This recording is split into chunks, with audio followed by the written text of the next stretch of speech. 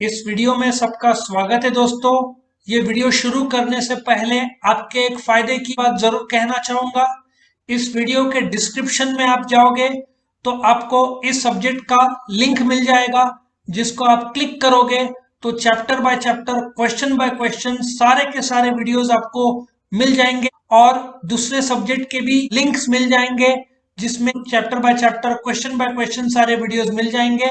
और एक और आपको आइडिया देता हूं, मेरे चैनल को आप क्लिक करोगे तो मेरे चैनल के प्लेलिस्ट पे जाओगे तो आपको 20 के ऊपर सब्जेक्ट्स के लिंक मिलेंगे। बस आपको क्लिक करना है, जो सब्जेक्ट आपको के वीडियो चाहिए, बस आपको chapter by chapter, question by question सारे वीडियोस मिल जाएंगे। तो चैनल को जरूर सब्सक्राइब करो ताकि आपको हर रोज जो हम अपडेट करते वीडियोस वो मिलते रहें।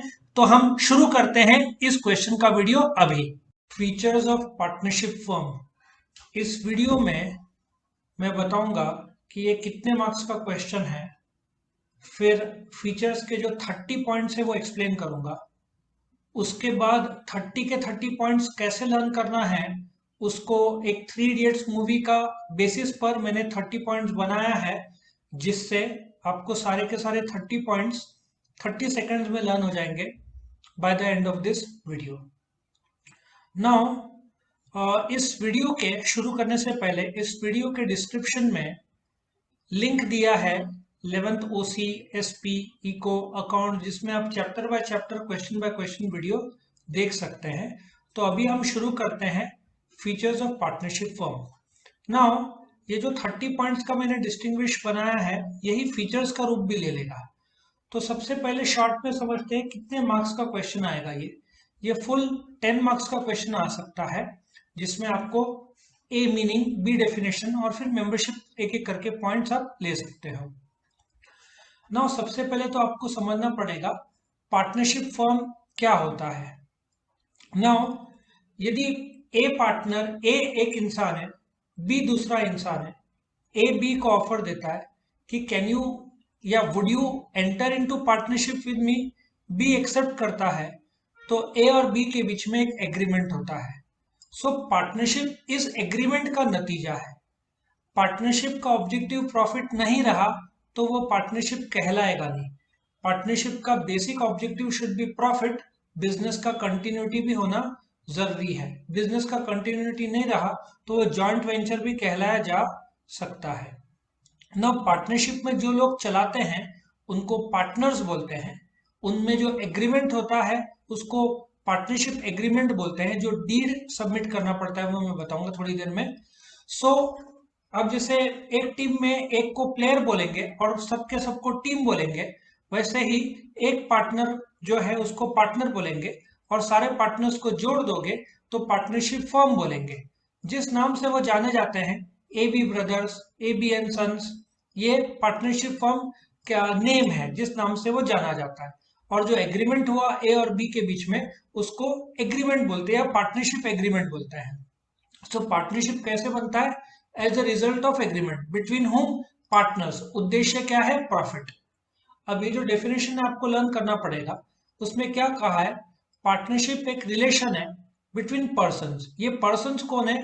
पार्टनर्स है, जिन्होंने डिसाइड किया है कि प्रॉफिट्स ऑफ बिजनेस शेयर किया जाए ऑन बाय ऑल या any of them acting for all. हो सकता है कि एक एक्टिव पार्टनर, इसमें टाइप्स ऑफ पार्टनर भी है जो आने वाले वीडियोस में आएगा। सो हो सकता है एक जन ने पैसा लगाया हो लेकिन वो पार्टिसिपेट नहीं कर रहा हो, ऐसा भी हो सकता है।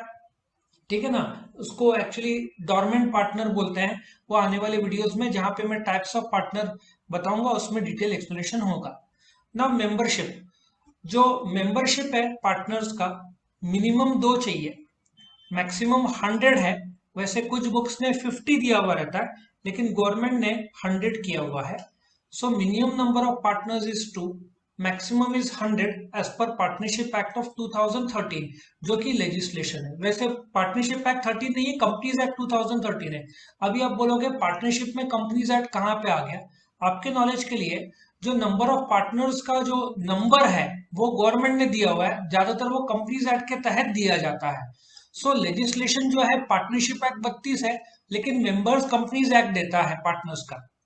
सो लेजिस्लेशन जो है, कायदा लागू होता है, वो इंडियन पार्टनरशिप एक्ट 1932 का लागू होता है, मतलब जो जिसमें कायदे दिए हुए हैं पार्टनरशिप के संदर्भ में, rights of partners, duties of partners, ये सब कहा गया है। कैपिटल कैसे बोलोगे, पार्टनर्स का कैपिटल रेस कैसे होगे, by the partners themselves out of their savings या बोरोइंग्स फ्रॉम फ्रेंड्स और रिलेटिव्स और फाइनेंशियल इंस्टीट्यूशन मतलब बैंक। अच्छा, डिस्टिंग्विश बिटवीन सोल ट्रेडर और पार्टनरशिप आया तो क्या बोलोगे, the capital of partnership firm is more than that of soul trader, क्योंकि दो से ज्यादा लोग हैं। लीगल स्टेटस, नाउ ये बड़ा इंटरेस्टिंग पॉइंट है। लीगल स्टेटस से पहले मेरे को पॉइंट नंबर 7 पहले बताना पड़ेगा, रजिस्ट्रेशन। सी, महाराष्ट्र गवर्नमेंट ने पार्टनरशिप फर्म का रजिस्ट्रेशन कंपलसरी किया है, जबकि पार्टनरशिप एक्ट 32 बोलता है कि रजिस्ट्रेशन ऑप्शनल है। मतलब महाराष्ट्र के बाहर यदि आपका पार्टनरशिप रजिस्टर्ड नहीं है तो आप फिर भी चला सकते हो, लेकिन महाराष्ट्र में रजिस्ट्रेशन कंपलसरी है। 1,000 रुपए का स्टैम्प पेपर लेना पड़ेगा, वो सबमिट करना पड़ेगा रजिस्ट्रार ऑफ पार्टनरशिप फर्म को, एक इंग्लिश में एक मराठी में कॉपी देना पड़ेगा, तो वो रजिस्ट्रेशन सर्टिफिकेट देगा। सो रजिस्ट्रेशन महाराष्ट्र में कंपलसरी है, महाराष्ट्र के बाहर ऑप्शनल है। सो लीगल स्टेटस क्या है, देखा जाए तो since the registration of partnership firm is not compulsory, Maharashtra में छोड़कर बाकी जगह कंपलसरी नहीं है, इसलिए पार्टनरशिप फर्म को सेपरेट लीगल स्टेटस मिलता ही नहीं है। जैसे कि सोल ट्रेडिंग, एचयूएफ, पार्टनरशिप, तीनों का रजिस्ट्रेशन देखा जाए तो कंपलसरी नहीं है, भले महाराष्ट्र में कंपलसरी हो लेकिन सेपरेट लीगल स्टेटस मिलता नहीं है। इसका मीनिंग क्या हुआ कि यदि एबीसी पार्टनर्स है, किसी ने उनके बिजनेस पर केस कर दिया तो ऑटोमेटिक एबीसी पार्टनर्स पर केस होता है, जबकि कंपनी में सेपरेट लीगल स्टेटस मिलता है। मतलब किसी ने कंपनी पर केस हुआ, रिलायंस में पर केस किया तो मुकेश अंबानी पर केस नहीं होता, जबकि पार्टनरशिप फर्म में यदि तुम्हारे धंधे पर केस हुआ तो ऑटोमेटिक पार्टनर्स पर केस होता है, क्योंकि उनको सेपरेट लीगल स्टेटस नहीं है। फॉर्मेशन, पार्टनरशिप कैसे फॉर्म होता है, as a result of an agreement between the partners. Registration मैंने क्या कहा है, it is not compulsory except the state of Maharashtra, जहां पे कंपलसरी है सिंस अप्रैल 1985 के बाद महाराष्ट्र की गवर्नमेंट ने कंपलसरी कर दिया है। ठीक है, उसके बाद मैनेजमेंट, मैनेजमेंट कौन करता है, जो पार्टनरशिप को चलाते हैं वो लोग, जिनको पार्टनर्स बोलते हैं, वो लोग मैनेज करते हैं, इसलिए पार्टनर्स मैनेज द बिजनेस। अच्छा, प्रॉफिट और लॉस क्या होता है कि जो एग्रीमेंट वो लोग करते हैं, जैसे 3 पार्टनर्स है या 2 पार्टनर्स है, दोनों ने बोला कि 2:2:1, मतलब 50 रुपए मिला तो 20 रुपए एक को, 20 रुपए दूसरे को, तीसरा ने शायद कैपिटल कम डाला होगा तो इसलिए उसको 10 रुपए, या 2:2:1 या 3:1। अब ये रेशियो पार्टनर्स आपस में तय करते हैं। जो पार्टनरशिप डीड, मतलब जो 1,000 रुपए के स्टैम्प पेपर में रजिस्ट्रार के पास सबमिट करते हैं रजिस्ट्रेशन के लिए, उसमें वो लोग प्रॉफिट शेयरिंग रेशियो कहते हैं कि हम लोग 2 जन हैं तो 60% मेरा, 40% दूसरे का, लेकिन सपोजिटली उन्होंने प्रॉफिट शेयरिंग रेशियो बताया नहीं है, तो सेक्शन 1313 अप्लाइज, जहां पे रजिस्ट्रार एज्यूम करेगा कि profit sharing ratio is equal, मतलब कि प्रॉफिट शेयरिंग रेशियो एग्रीमेंट के तहत पार्टनर्स ने डिसाइड किया होगा, नहीं डिसाइड किया होगा तो ऑटोमेटिक इक्वल माना जाता है। सो प्रॉफिट और लॉस एग्रीमेंट या तो फिर equal in the absence of agreement. Decision making partnership का स्लो होगा। फॉर एग्जांपल 3 पार्टनर है, चौथा पार्टनर को लाना है, तो कायदा ये बोलता है पार्टनरशिप एक्ट का कि तीनों पार्टनर जब तक हाँ नहीं बोले तब तक चौथा पार्टनर आ नहीं सकता। तो इसलिए कई बार जो पार्टनर्स के मीटिंग्स होते हैं, सब लोग एक ही पॉइंट में आ जाए ऐसा कम होता है, जिसकी वजह से समय लगता है डिसीजन मेकिंग को। सोल ट्रेडिंग का एडवांटेज है कि अकेला आदमी है बिजनेस का, वो क्विक डिसीजन ले सकता है। एचईएफ में कर्ता को अनलिमिटेड ताकत दिया है, he did not consult the remaining को पार्टनर्स या मेंबर्स, सो वहां पे भी क्विक डिसीजन है। पार्टनरशिप फर्म में जब तक बाकी पार्टनर्स माने नहीं, कुछ बड़े फैसले नहीं लिए जा सकते हैं, इसलिए डिसीजन मेकिंग स्लो है पार्टनरशिप का, मतलब फ्लेक्सिबिलिटी भी कम हो जाता है, क्योंकि partnership act is very clear, जो फैसले लिए जाते हैं वो सब मिलकर लेने होते हैं, ठीक है ना, तो उसमें टाइम लगता है, फ्लेक्सिबिलिटी भी कम हो जाता है। हालांकि गवर्नमेंट रेगुलेशन इतना स्ट्रिक्ट नहीं है, क्योंकि ज्यादा से ज्यादा कितने पार्टनर्स होंगे 100, लेकिन प्रैक्टिकली आप लोग देखोगे तो ज्यादातर पार्टनरशिप में 2 से 5 जन के बीच रहते हैं, उससे ज्यादा रहेंगे भी नहीं। सो इसलिए लिमिटेड लोग हैं तो गवर्नमेंट भी स्ट्रिक्ट कम है एज कंपेयर टू कंपनी, जहां पे लाखों शेयर होल्डर्स है तो गवर्नमेंट काफी स्ट्रिक्ट है। Now coming to liability, the liability of all partners is unlimited joint and several. इसका मीनिंग क्या है? यदि पार्टनरशिप का बिजनेस को घाटा हो गया तो घाटा पार्टनरशिप बिजनेस के संपत्ति से देना पड़ेगा। फिर भी कम पड़ गया और तीन पार्टनर्स है तो तीनों को अपने घर से लाना पड़ेगा। लेकिन ए बी सी में सी डूब गया, सी के पास घर से भी पैसे लाने के लिए नहीं है, तो सी का जो हिस्सा है, फॉर एग्जाम्पल घाटा हो गया 60,000, 20 ऐसा कॉन्ट्रीब्यूट किया, सी के पास कुछ भी पैसा नहीं है 20,000 देने के लिए। जॉइंट एंड सेवरल मतलब ए और बी को सी का भी भरपाई करना पड़ेगा। किसी कारणवश एबीसी जो 60,000 कम पड़ रहा है, पार्टनर्स का प्रॉफिट शेयरिंग रेशियो इक्वल है, तो उनको इक्वल रेशियो में 20,000 लाना पड़ेगा। पर सी डूब गया तो सी का 20,000, ए को खुद का 20 प्लस सी का 10, बी को खुद का 20 प्लस सी का 10, ऐसा 30,000 लाना पड़ेगा। मतलब कोई भी पार्टनर इंसॉल्वेंट हो जाता है तो दूसरे सॉल्वेंट पार्टनर्स को उसका जो लॉस का भरपाई करना होता है। करेक्ट? इसलिए sir liability is unlimited joint and several. हाँ, सर सर के अगर बजाय नहीं एक्सक्यूज मी करना, सर बोला तो ज्यादा अच्छा। हाँ बोलो। सर अगर उन दोनों को शेयर नहीं करना है तो फिर व्हाट इफ दे डोंट बेटा वांट टू कायदा शेयर? ऐसा है, कायदा ऐसा ऐसा नहीं करना नहीं चलता है। कायदा कायदा के हिसाब से होता है। तू लाइसेंस नहीं रहा तो तेरे को अभी तो नया कायदे के हिसाब से 5,000 का फाइन है। सो तू बोलेगा मुझे नहीं लगाना है लाइसेंस, तो नहीं चलता। जहाँ कायदा है वहां पे सब कायदे के हिसाब से ही चीजें फॉलो होते हैं। सेक्शन 25 भी मैंने नंबर दिया है। सेक्शन 25 इज वेरी क्लियर कि यदि एक पार्टनर, यदि पैसा उसके पास शॉर्ट पड़ रहा है तो रिमेनिंग पार्टनर्स को लाना है, नहीं लाना होगा। उनकी इच्छा के तहत नहीं है, कायदा उनके घर के संपत्ति बेच के वसूलेगा। आया समझ में? कलेक्टर उनके संपत्ति बेच के पैसा वसूल सकता है। सो उनके इच्छा पे नहीं है, कायदा के हिसाब से है। आया ओके समझ सर। में? सो यहाँ पे सब कायदे के हिसाब से चलता है। Next audit. एक बेनिफिट है पार्टनरशिप फर्म को कि उनको ऑडिट कंपलसरी नहीं है, जो कंपलसरी जॉइंट स्टॉक कंपनी और कोऑपरेटिव सोसाइटी को कंपलसरी है। वहां पे सोल ट्रेडिंग एचयूएफ और पार्टनरशिप फर्म का जो अकाउंट्स है उसका चेकिंग ऑडिटर ने नहीं किया तो भी चलता है। टैक्सेस पार्टनरशिप का फ्लैट 30% है। मतलब कि एक सोल ट्रेडर या एचयूएफ ने 2.5 लाख रुपए कमाया तो उनको टैक्स पड़ेगा 0। लेकिन पार्टनरशिप फर्म ने 2.5 लाख कमाया तो 30% मतलब उसमें 75,000 रुपीज का टैक्स लग जाएगा। सो पार्टनरशिप फर्म का टैक्स बहुत ज्यादा हाई है as compare to sole proprietor और एचयूएफ। उनको तो काफी हद तक माफ भी है, पहले 2.5 लाख तक माफ है, और रिबेट पकड़ लो तो 5 लाख रुपए तक माफ है। पार्टनरशिप फर्म को एक भी रुपया माफ नहीं है। कन्फ्लिक्ट पार्टनर्स है तो झगड़े होंगे, डिफरेंस ऑफ ओपिनियन होगा, कोई पार्टनर्स छोड़ के जाएगा, ऐसा होते रहता है। सो कन्फ्लिक्ट होंगे ही, पार्टनर्स है तो डिफरेंस ऑफ ओपिनियन होता ही है। सीक्रेसी एक अच्छी बात ऐसा है कि पार्टनरशिप फर्म का जो अकाउंट्स है वो उनको छाप के पब्लिक को दिखाने की जरूरत नहीं है, इसलिए total business secrecy is maintain. वो सिर्फ इनकम टैक्स डिपार्टमेंट को सबमिट होगा और वो इनकम टैक्स डिपार्टमेंट पब्लिक नहीं करता। सो बिकॉज इन लोग का अकाउंट्स पब्लिक में नहीं जाता। अब आप लोग बोलेंगे कौन सा अकाउंट्स पब्लिक को दिखाना पड़ता है? जॉइंट स्टॉक कंपनी और कोऑपरेटिव सोसाइटी को बताना पड़ता है, शेयर बाजार को। मतलब पब्लिक को पता चल जाता है कि रिलायंस का टर्नओवर साल का 6 लाख करोड़ है, उनका नफा 1 लाख करोड़ है, ये सब पब्लिक को पता चलता है। पार्टनरशिप फर्म का कितना प्रॉफिट है, कितना टैक्स भरा है, सब नहीं पता चलता पब्लिक को। Operating cost, since partnership firm एक लिमिटेड बिजनेस है, लिमिटेड बिजनेस मतलब लिमिटेड कैपिटल का बिजनेस है, साइज ऑफ बिजनेस भी छोटा है, तो ऑपरेटिंग कॉस्ट लो है क्योंकि इसमें ज्यादा से ज्यादा 100 लोग हो सकते हैं। ठीक है ना? डिवीजन ऑफ वर्क बहुत अच्छे तरीके से पॉसिबल है।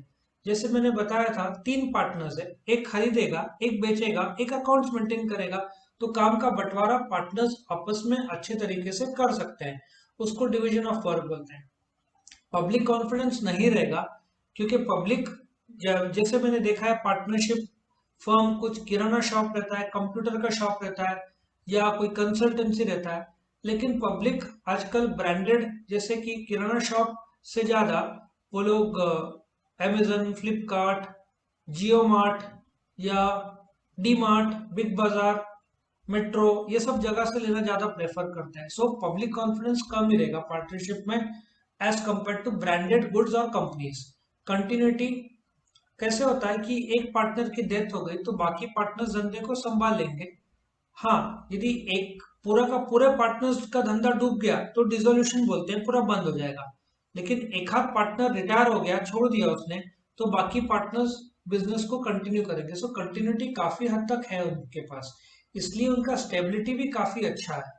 जैसे कि कई बार होता है कि अब जैसे 3 पार्टनर्स है, ठीक है ना, सबने 50-50 लाख रुपए लगाया था, तो एक पार्टनर छोड़ना चाहता है तो बाकी 2 पार्टनर उसको 50 लाख रुपए लौटा देते हैं और खुद ए और बी रिमेनिंग पार्टनर्स रह जाते हैं। सो पार्टनरशिप बंद नहीं होता। सोल ट्रेडर में उसको कुछ भी हो गया तो बिजनेस बंद हो जाएगा, बट पार्टनरशिप फॉर्म ज्यादा स्टेबल है as compare to sole proprietorship. Direct motivation बिल्कुल रहता नहीं है, क्योंकि 2 पार्टनर है, एक पार्टनर ने मेहनत किया 100 रुपए कमाया, लेकिन उसको तो 50 रुपए मिलना है, क्योंकि 50-50% पार्टनरशिप में बाकी 2 पार्टनर्स के साथ शेयर होगा, तो उसको मिलना नहीं है। सो मोटिवेशन रहता नहीं हो, कितना भी मेहनत करे नफा तो बाकी पार्टनर्स के साथ शेयर करना पड़ेगा। इसलिए मोटिवेशन सोल ट्रेडर को रहता है, क्योंकि वो जितना मेहनत करेगा उसको पूरा 100% प्रॉफिट उसको ही मिलना है। इधर 100% नहीं है, 2 पार्टनर्स है, 50-50% है, तो जो भी कमाया आधा आधा बांटना पड़ेगा। इकोनॉमीज ऑफ स्केल मिलता नहीं है। इकोनॉमीज ऑफ स्केल मतलब ज्यादा प्रोडक्शन की वजह से कॉस्ट पर यूनिट कम होना।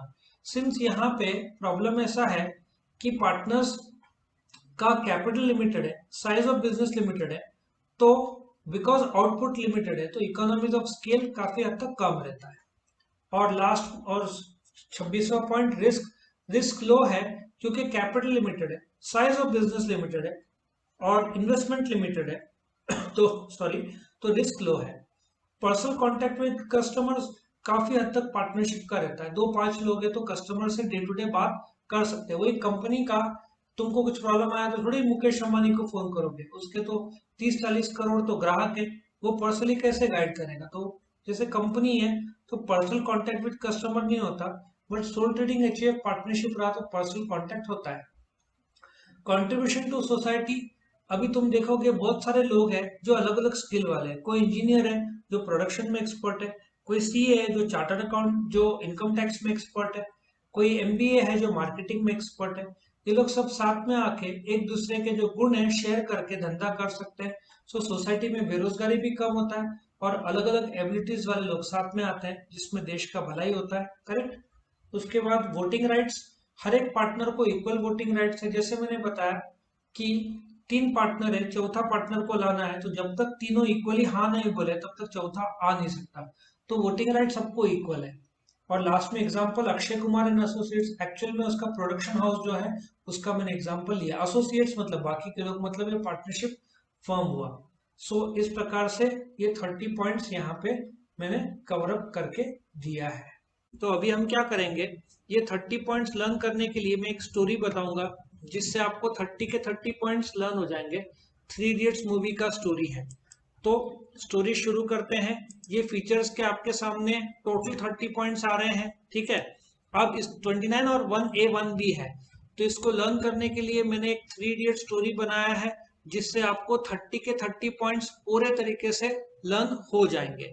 तो अभी स्टोरी शुरू करते हैं।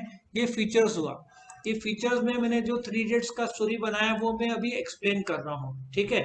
मेंबरशिप, लेजिस्लेशन और कैपिटल। अभी 3 इडियट्स का याद रखो, कोई भी डिस्टिंग्विश रहेगा तो पहला मीनिंग, डेफिनेशन और आखिरी पॉइंट एग्जाम्पल के तौर पर रहता है।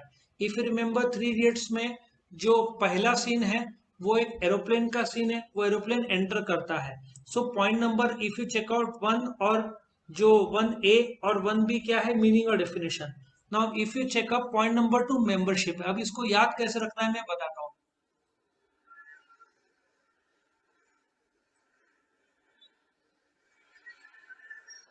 ये 3 इडियट्स का फर्स्ट सीन है जिसमें एरोप्लेन का सीन दिखाया है। एरोप्लेन में काफी सारे लोग हैं, ऐसा सोचो, उन लोग को मेंबरशिप सोचो। फिर याद होगा फरहान कुरैशी हार्ट अटैक का बहाना करता है, देखा जाए तो कायदा तोड़ता है ना, इलीगल, वो कायदा तोड़ता है। लेजिस्लेशन मतलब कायदा तोड़ के प्लेन को लैंड करवाने को लगाता है। और ऐसा एज्यूम करो कि प्लेन लैंड हो रहा है, ये फरहान कुरैशी हार्ट अटैक का बहाना करके प्लेन लैंड करने को लगाता है। और प्लेन कहाँ पे लैंड होता है, कैपिटल में, ऐसा सोचो। कैपिटल मतलब दिल्ली में लैंड होता है। सो पॉइंट नंबर 1, एरोप्लेन हवे में है, अंदर बहुत सारे लोग हैं, उसको मेंबरशिप बोलेंगे लोगों को, जो यहाँ पे फोटो में मैंने बताया है। फिर फरहान कुरैशी हार्ट अटैक का झूठा बहाना करके कायदे तोड़ के प्लेन को लैंड करवाता है, प्लेन लैंड होता है कैपिटल में दिल्ली, कायदा तोड़ता है तो लेजिस्लेशन। उसके बाद प्लेन धरती में आ गया, अब वापस टेरेस में जाओ, चतुर का सीन याद होगा तो, याद है ना, चतुर और ये लोग दोनों रहते हैं, फरहान कुरैशी और राजू रस्तोगी। वो अपना स्टेटस सबको दिखाता है, कौन, फरहान कुरैशी, और बोलता है मेरे पास ये बंगला है, मेरे पास मोबाइल है और ऐसे फरारी है, ऐसे सब बताता है। सो मोबाइल में ऐसा सोचो, देखो उसका फॉर्मेशन फॉर्म हो रहा है मोबाइल में, फरारी और उसका बंगला, ये जो बताता है। और फिर वो दीवार में लिखता है 5 सितंबर, ऐसा सोचो दीवार में रजिस्ट्रेशन करता है 5 सितंबर का, ये तुम्हारे सामने दीवार का आ गया। सो पॉइंट नंबर 1 क्या था, मीनिंग और डेफिनेशन 1A 1B बोला है, 1 और 2 भी हो सकता है वो।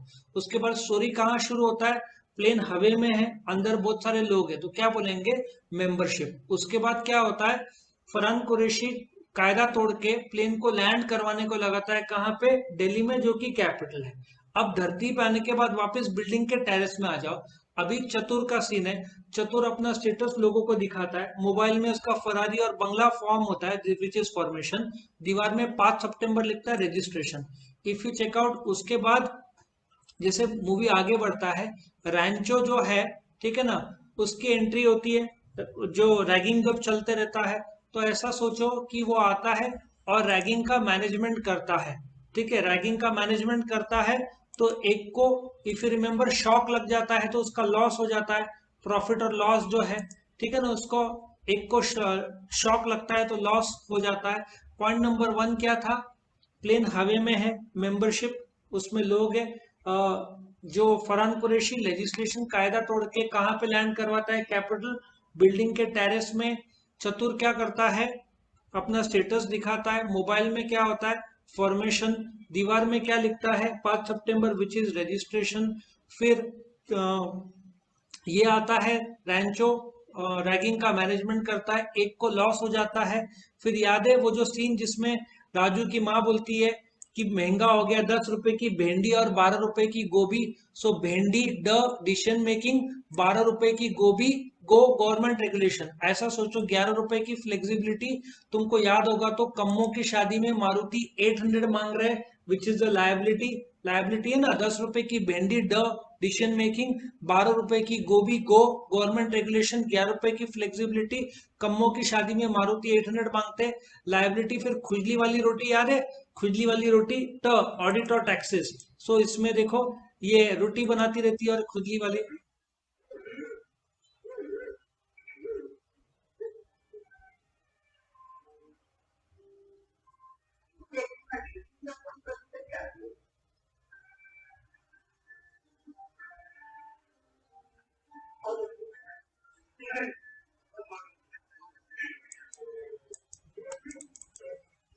सो इसमें कुछ प्रॉब्लम आ रहा है तो मैं वापस से आगे बढ़ूंगा, नेक्स्ट पॉइंट में आऊंगा, ठीक है। सो इफ यू रिमेम्बर, जो वापस से रिवाइज करते हैं, प्लेन कहाँ रहता है, हवे में, वहां पे लोग होते हैं, मेंबरशिप। फिर वो कायदा तोड़कर लेजिस्लेशन कहाँ पे लैंड करवाता है, कैपिटल। फिर टेरेस का सीन, टेरेस में क्या होता है, वो अपना क्या दिखाता है, स्टेटस। मोबाइल में क्या होता है, फॉर्मेशन। दीवार में क्या लिखता है, रजिस्ट्रेशन। रैंचो की एंट्री, वो क्या करता है, रैगिंग का मैनेजमेंट। फिर एक को शॉक बढ़ जाता है, लॉस, 10 रुपए की भेंडी डिसीजन मेकिंग, 12 रुपए की गोभी गवर्नमेंट रेगुलेशन, 11 रुपए की फ्लेक्सिबिलिटी। कम्मों की शादी में मारुति 800 मांग रहे, लायबिलिटी, ठीक है ना, खुजली वाली रोटी, ऑडिट और टैक्सेस।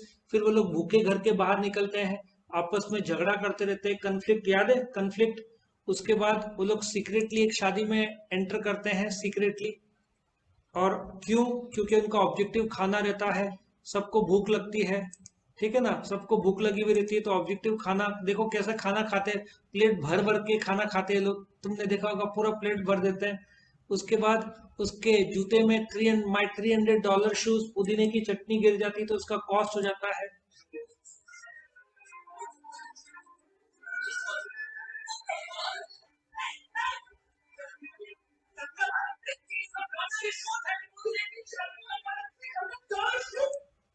ठीक है, सो ये वापस से थोड़ा सा हैंग हो रहा है, बट डजेंट मैटर, हम आगे बढ़ाएंगे स्टोरी को। सो अभी next part of the story आगे बढ़ता है। अभी चतुर का स्पीच याद होगा, तो वो स्पीच लिखता कौन है? दुबे जी। बोलता कौन है? चतुर। तो डिवाइड ऑफ वर्क हो गया ना। सो ये देखो, डिवीजन ऑफ वर्क हो गया।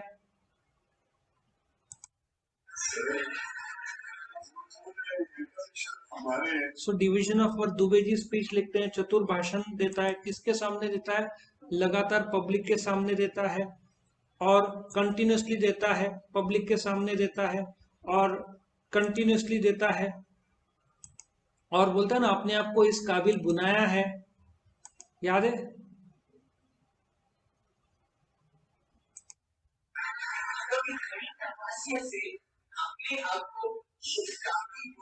स्टेबिलिटी, ठीक है। पब्लिक उसका स्पीच सुन के मोटिवेटेड हो जाती है, लेकिन प्रिंसिपल नाराज हो जाता है और उसको, ऐसा सोचो, लात नहीं स्केल से मारता है, इकोनॉमीज ऑफ स्केल, ठीक है। और फिर लास्ट के 4 पॉइंट, जिसमें रैंचो की मुलाकात होती है, ठीक है ना, याद होगा तो। So let us come to the point. याद है, राजू रस्तोगी पीयू को भगा के लेके जाता है, उसमें रिस्क रहता है। और फिर पर्सनल कांटेक्ट आखिर के सीन में, इसके साथ, रैंचो के साथ इन लोग का कांटेक्ट होता है। ये मूवी किसके लिए बनी है? सोसाइटी के लिए बनी है। और इसमें वोटिंग किया है कि बेस्ट। तो भी क्विकली एक और बार पॉइंट्स रिवाइज करें, ठीक है। पॉइंट्स क्या क्या है एक बार रिवाइज करो सारे के सारे। ये पॉइंट्स इधर आ गए, ठीक है। पहला पॉइंट क्या है? मीनिंग और डेफिनेशन। उसके बाद टेरेस, एरोप्लेन के अंदर लोग क्या है? मेंबरशिप। कायदे तोड़ता है, लेजिस्लेशन। प्लेन कहाँ लैंड होता है? कैपिटल में। फिर टेरेस का सीन रहा। चतुर क्या करता है? स्टेटस दिखाता है। मोबाइल में क्या है? फॉर्मेशन। दीवार में क्या है? रजिस्ट्रेशन। उसके बाद क्या है? रैगिंग का मैनेजमेंट करता है। उसके बाद एक को लॉस हो जाता है, प्रॉफिट और लॉस। फिर 10 रुपए की भिंडी डिसीजन मेकिंग, 12 रुपए की गोभी गवर्नमेंट रेगुलेशन, 11 रुपए की फ्लेक्सिबिलिटी। कम्मों की शादी में मारुति 800 मांग रहे लायबिलिटी। खुदी वाली रोटी, ऑडिट और टैक्सेस। बाहर झगड़ा करते रहते, भूख लगी रहती है। कन्फ्लिक्ट मतलब झगड़ा। फिर ये लोग सीक्रेटली शादी में एंटर करते हैं, क्योंकि उनका ऑब्जेक्टिव खाना रहता है। एक के जूते में वो पुदीने की चटनी डाल देता है। माइक $300 शूज, उसका कॉस्ट लग जाता है। फिर अभी भाषण चतुर का, दुबे जी भाषण लिखते हैं, चतुर भाषण बोलता है। डिवीजन ऑफ वर्क, पब्लिक के सामने बोलता है, कंटिन्यूसली बोलता है, अपने आप को इस काबिल बनाया है। स्टेबिलिटी, पब्लिक सुन के मोटिवेट हो जाती है, which is a direct motivation. उसके बाद में प्रिंसिपल, ऐसा सोचो, लात से नहीं स्केल से मारता है। फिर लास्ट का जो सीन है, उसमें राजू रस्तोगी पीयू को भगा के लेके आता है, उसमें रिस्क रहता है। इनका रैंचो से पर्सनल कांटेक्ट होता है लास्ट सीन में। और ये मूवी सोसाइटी के लिए बनी है, और इसमें वो पब्लिक ने वोट किया, this is one of the best movie of all time. So I hope ये स्टोरी आपको पसंद आया होगा। वीडियो पसंद आया तो लाइक करना, फ्रेंड्स के साथ जरूर शेयर करना, चैनल को सब्सक्राइब करना। और इस वीडियो में यदि ऐसे क्वेश्चंस और इसके अलग अलग वीडियोस देखने हैं तो डिस्क्रिप्शन में जाओ, और 11th SPOC में इको अकाउंट्स में आपको बहुत सारे वीडियोस मिल जाएंगे, chapter by chapter, question by question, जहां पे आपके सारे रिक्वायर्ड वीडियोस पूरे हो जाएंगे। थैंक यू फॉर वॉचिंग, ठीक है। वीडियो पसंद आया तो लाइक कीजिए, अपने फ्रेंड्स के साथ शेयर कीजिए, उनका भी फायदा हो, और चैनल को सब्सक्राइब कीजिए। Thank you.